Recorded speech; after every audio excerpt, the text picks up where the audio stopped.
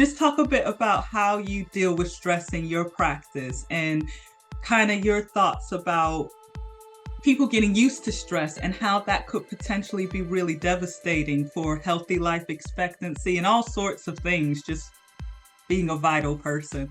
Well done you for realizing that stress was not helpful or beneficial, and making those changes. Seeing a herbalist or a naturopath is exactly the way to go for dealing with stress. And the reason is this. Let me just say a little bit about stress, because actually, funnily enough, I was just teaching at the last weekend a public workshop, and I was talking about stress and the impact that it has.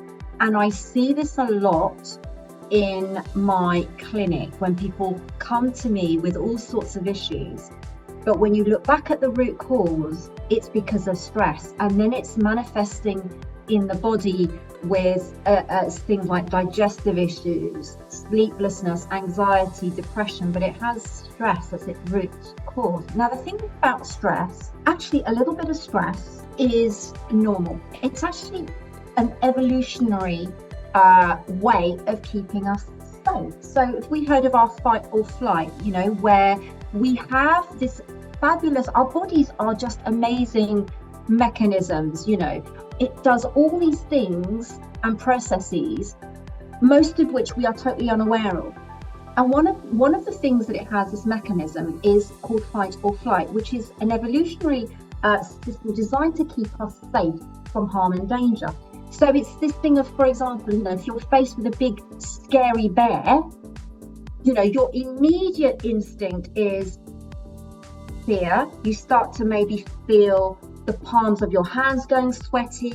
The heart starts pumping really, really fast. And what is happening at that moment is your body is pumping out a couple of hormones, adrenaline and cortisol. And what this does, it gives you either the energy that you need to run away from the big scary bear, or stand up to it and fight it off.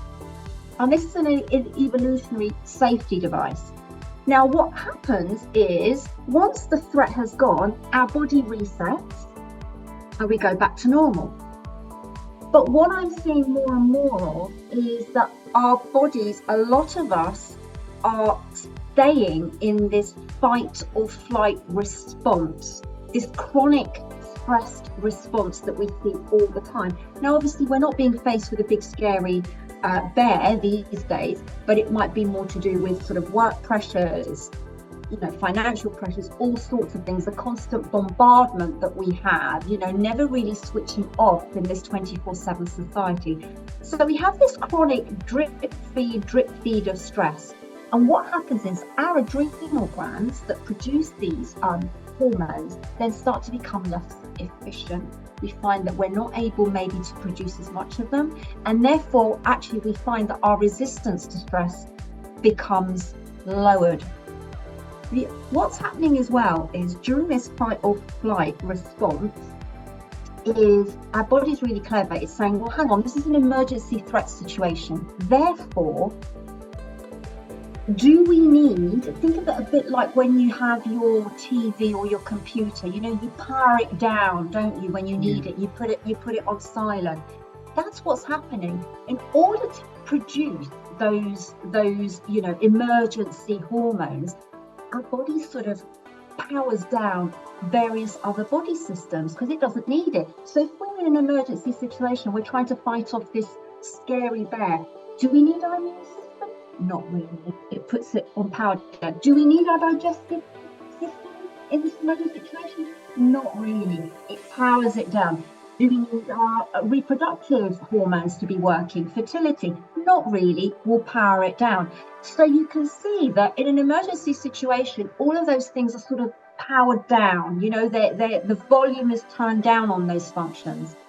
Makes sense in an emergency situation. But as I said, if we've got this chronic ongoing stress, then that means those body systems, they're all still powered down.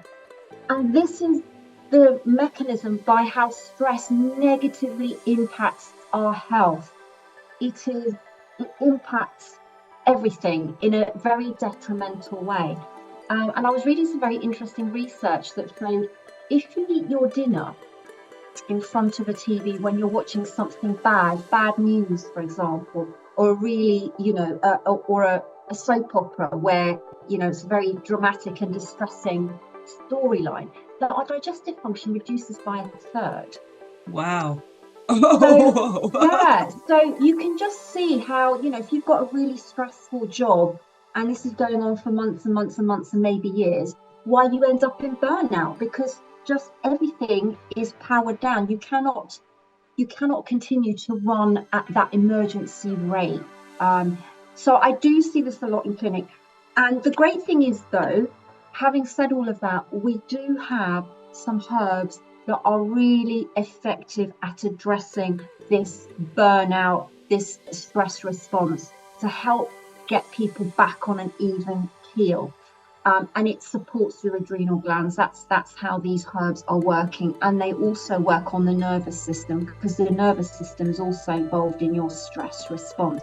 So sorry, that was a very long-winded answer, but I just wanted to get across to to whoever's going to be watching this, how negatively stress affects people, and it can affect your digestion, it can affect your fertility, particularly. It affects hormones, both male and female. It affects your immunity. How many of us know, we've come down with a cold, and then we thought to ourselves, anecdotally, actually, I have been feeling a bit run down in the last few weeks. So we sort of know it ourselves personally, because we've all experienced it in some ways. When we're run down, we've been doing too much, we become more susceptible to infections, and this is the reason why. So there's lots of fantastic herbs that are very supportive, nutritive, to get people back on an even keel who are overstressed. Now, as you know as well, Charlie, the other aspect is you've got to look at your lifestyle and what's causing the stress. So if you're doing 60 hours a week, then if you're able to modify that in some way, then that's going to make a big difference to your sleep, to your overall health. So that's going to make a big difference. So yes, herbs really work with that, and definitely seeing a naturopath, seeing a herbalist is really going to make a difference for people who are really struggling with stress.